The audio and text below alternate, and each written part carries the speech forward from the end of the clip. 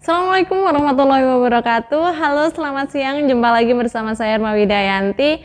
Nah, kali ini saya akan masih melanjutkan tentang pemodelan perangkat lunak. Kenapa? Kemarin ada pertanyaan nih, karena saya menjelaskan UML tuh banyak banget ya, diagramnya banyak banget. Bisa dong Kak dijelasin satu persatu biar kita nggak bingung gitu ya. Oke, jadi hari ini saya akan membahas tentang use case diagram atau diagram use case gitu ya. Jadi biar kalian paham lagi apa itu yang disebut dengan diagram use case. Tapi sebelumnya jangan lupa like, komen, dan subscribe dulu ya biar kalian tahu kalau ada update terbaru dari aku. Dan kali ini saya agak berbeda, nanti akan saya tampilkan langsung tampilan dari use case-nya dan saya jelaskan gitu ya. Jadi nggak bosan-bosan nih lihat wajah saya gitu. Oke, sudah siap? Jangan lupa di-share kalau dirasa video ini bermanfaat. Oke, selamat menyaksikan. Oke, kali ini kita akan membahas tentang use case diagram. Seperti yang saya bilang di depan tadi, bahwa di use case diagram ini adalah bagian dari diagram UML. Tapi yang sering digunakan adalah use case gitu ya. Karena kemarin di waktu materi UML, saya tuh menjelaskan banyak banget diagram-diagram. Nah, hari ini kita akan bahas apa itu diagram use case. Oke, diagram use case atau use case diagram ini adalah pemodelan untuk menggambarkan behavior atau kelakuan sistem yang akan dibuat. Jadi nantinya kita mau buat sistem yang seperti apa sih behaviornya gitu ya. Jadi kita gambarkan melalui use case. Jadi use case diagram ini menggambarkan sebuah interaksi antara satu atau lebih aktor dengan sistem yang akan dibuat. Secara sederhana, diagram use case ini digunakan untuk memahami fungsi apa aja yang ada di dalam sebuah sistem dan siapa saja yang dapat menggunakan fitur atau fungsi dari sistem tersebut. Jadi kalau misalnya kita punya use case nih ya, ada aktornya, kemudian nanti diarahkan kemana kayak gitu. Itu yang disebut dengan diagram use case, yaitu pemodelan untuk menggambarkan behavior atau kelakuan sistem yang akan dibuat. Nah, di use case ini ada beberapa simbol, sebenarnya banyak banget sih. Ini ada slide 1. Yang pertama adalah simbol use case itu sendiri. Jadi use case adalah fungsional yang digunakan sistem, disediakan sistem maksud saya, sebagai unit-unit yang saling bertukar pesan antar unit atau aktor. Biasanya use case diberikan penamaan dengan menggunakan kata kerja di awal frase nama use case. Maksudnya di awal frase nama use case ini berarti kan misalnya dia melakukan pengeditan, melihat data kayak gitu. Itu yang disebut dengan use case. Kemudian ada aktor atau actor gitu ya. Yaitu orangnya atau prosesnya juga. Jadi kadang kita itu melihat bahwa aktor itu harus seorang orang gitu ya. Tapi sebenarnya enggak juga ya. Aktor di sini adalah orang, proses atau sistem lain yang berinteraksi dengan sistem informasi yang akan dibuat. Jadi meskipun simbol dari aktor adalah gambar orang, tapi belum tentu nih yang jadi aktor ini merupakan orang. Biasanya penamaan aktor menggunakan aktor kata benda. Jadi kalau tadi kita menggunakan use case itu adalah kata kerja di awal frase nama use case-nya. Kalau di sini ada menggunakan kata benda di awal frase nama aktor gitu. Kemudian ada garis yang biasanya disebut dengan asosiasi. Jadi garisnya lurus gitu aja ya.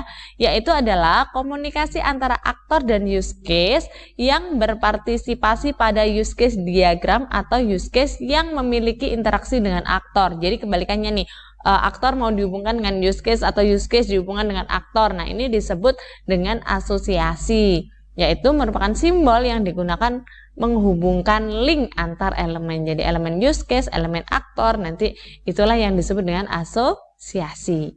Nah, selanjutnya ini adalah extend ya. Jadi extend ini biasanya garisnya putus-putus nih. Terus ada panahnya gitu kan, tapi ada kurung siku 2 di mana di situ ditulis extend. Nah, extend ini adalah relasi use case tambahan ke sebuah use case di mana use case yang ditambahkan ini dapat berdiri sendiri meski tanpa use case tambahan itu. Maksudnya gimana? Nanti akan ada contohnya ya, jadi biar kalian nggak bingung. Kemudian arah panah mengarah pada use case yang ditambahkan. Jadi mengarah pada yang ditambahkan ini apa? Nah, ada juga nih kalau kita pakai siku 2 selain extend itu ada namanya include. Include ini relasi use case tambahan ke sebuah use case, di mana use case tambahan membutuhkan use case ini untuk menjalankan fungsinya atau sebagai syarat. Nah, sebagai syarat dijalankan use case ini. Jadi kalau ada use case 1, kemudian ada use case tambahan, maka tambahan ini bisa bekerja tapi ada syaratnya juga gitu ya. Jadi arah panah include mengarah pada use case yang dipakai atau yang dibutuhkan nih, atau mengarah pada use case tambahan gitu. Kemudian ada generalisasi atau generalization. Hubungan generalisasi dan spesialisasi umum ke khusus antara sebuah use case di mana yang satu merupakan fungsi yang lebih umum daripada yang lainnya. Jadi umum ke khusus. Arah panahnya mengarah pada use case yang menjadi generalisasi. Jadi panahnya ini mengarah pada yang umum gitu. Oke, paham sampai sini tentang simbol-simbol dari use case. Nah, selanjutnya ini nih ada extend. Ya, pada gambar di situ bahwa kita tahu extend use case validasi user merupakan use case tambah yang ditambahkan ya. Validasi user ini yang ditambahkan di mana use case ini dapat berdiri sendiri tanpa use case validasi sidik jari. Jadi di sini yang validasi user ini kan use case yang ditambahkan, tapi dia bisa berdiri sendiri tanpa harus validasi sidik jari, dia juga bisa berdiri sendiri gitu. Jadi pada contoh ini setelah pengguna melakukan validasi user, pengguna dapat mengembangkan atau opsional sih dengan menggunakan validasi sidik jari atau tidak. Jadi boleh iya, boleh enggak. Nah, contoh lainnya di sebelah sini ada. Pada contoh ini, setelah pengguna melakukan buka rekening, maka pengguna dapat mengembangkan menjadi buka kartu kredit ataupun buka deposito. Tapi dia nggak harus gitu kan, jadi opsional aja mau dilanjutkan apa enggak. Dan ingat kalau simbolnya extend dia dapat berdiri sendiri gitu. Oke, paham sampai sini? Selanjutnya nih, ada yang namanya include. Oke. Kalau pada gambar ini, gambar ada mengelola pinjaman, ada login, ada mengelola anggota adalah include-nya dari mana nih? Dari login. Jadi use case login merupakan syarat atau selalu dipanggil terlebih dahulu sebelum menjalankan use case mengelola pinjaman, use case mengelola anggota. Intinya perbedaan mendasar antara extend dan include, di sini ada extend dan include. Kalau extend digunakan untuk mengembangkan sebuah use case, misalnya setelah membuka rekening, ya kan? Selanjutnya bisa apa lagi nih? Bisa ke arah mengarah pada use case yang ditambahkan. Misalnya di sini deposito sama kartu kredit. Sedangkan use case include, ya di sini use case include ini digunakan untuk menjelaskan bahwa sebuah use case memiliki syarat ya agar ketentuan sebelum dijalankan. Misalnya saat kita akan mengelola anggota gitu tadi ya. Mengelola anggota misalkan dia harus login, pada hubungan include mengarah pada use case tambahan yang dibutuhkan. Nah, ini nih sebagai awalnya. Jadi kalau kalian mau buka rekening pasti ada catat data pribadi dulu. Wajib kan, syaratnya ini dulu kan, baru kalian bisa buka rekening. Kalau yang buat kartu kredit nih, ini opsional kan, mau setelah buka rekening mau kasih kartu kredit kah, mau deposito kan, itu kan tambahan. Sedangkan kalau yang include itu adalah syarat. Kalau extend itu adalah opsional. Oke? Paham sampai sini? Jelas ya? Nah, selanjutnya itu adalah masalah generalisasi. Nah, pada gambar ini use case pengelola pustaka merupakan use case generalisasi atau umum. Sedangkan use case mencari pustaka, melihat pustaka di sini kan, kemudian menghapus pustaka, kemudian ada mengubah pustaka, ada memasukkan pustaka. Ini merupakan hubungan yang menggambarkan inheritance. Jadi ini yang khusus-khusus nih. Ya. Baik aktor merupakan use case. Pada hubungan ini mengarah panah menjadi umum. Jadi intinya gini deh. Yang dibuletin ini, yang ditabrakin dengan panah-panah inilah yang istilahnya umum atau generalisasi. Sedangkan khususnya dia mau ngapain itu ada di yang sebelah sini ya. Perhatikan, yang mencari pustaka, melihat pustaka, menghapus pustaka, mengubah pustaka, memasukkan pustaka, ini adalah khusus. Digeneralisasi, ditarik kepada mengolah pustaka.